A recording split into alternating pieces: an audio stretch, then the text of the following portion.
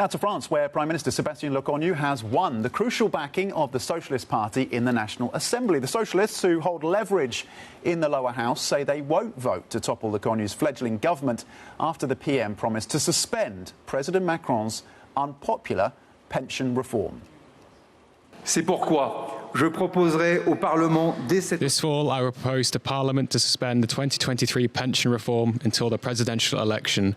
No increase in the retirement age will take place from now until January 2028, as specifically requested by the CFDT union. In addition, the duration of work taken into account will also be suspended and remain at 170 quarters until January 2028.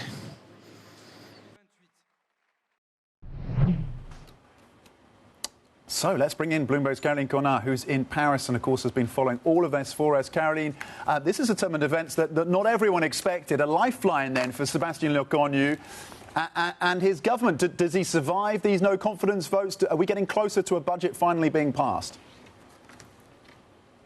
He will survive these no-confidence votes this week, because clearly the kingmakers in Parliament now are the Socialists. And Sebastien Lecornu knew that. Everyone in his entourage had been calling over the past few days for suspension of this pension reform, because this was clearly the red line for the Socialist Party.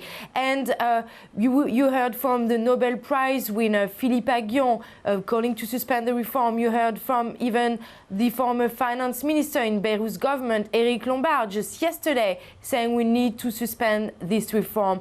Of course, the Socialists claim this as a victory. You could see during the speech yesterday of Lecornu, Olivier Faure, the first secretary, and François Hollande, the former Socialist president, clapping their hands in Parliament and smiling as Lecornu was suspending Macron's flagship reform of 2023.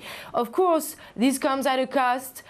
Suspending the reform will cost 400 million euros in the budget next year, as much as 1.8 billion euros the following year. That's according to Lecornu. This will need to be compensated in the budget, but at least in the short term, we avoid another government collapse and a deeper crisis in France.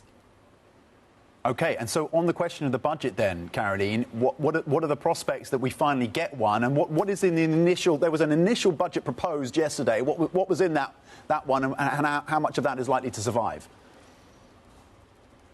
Of course, the Socialists do not like the initial proposal of Lecornu, which is presenting 30 billion euros of savings, 2/3 coming from spending cuts, 1/3 coming from new taxes. I'll give you a few measures proposed.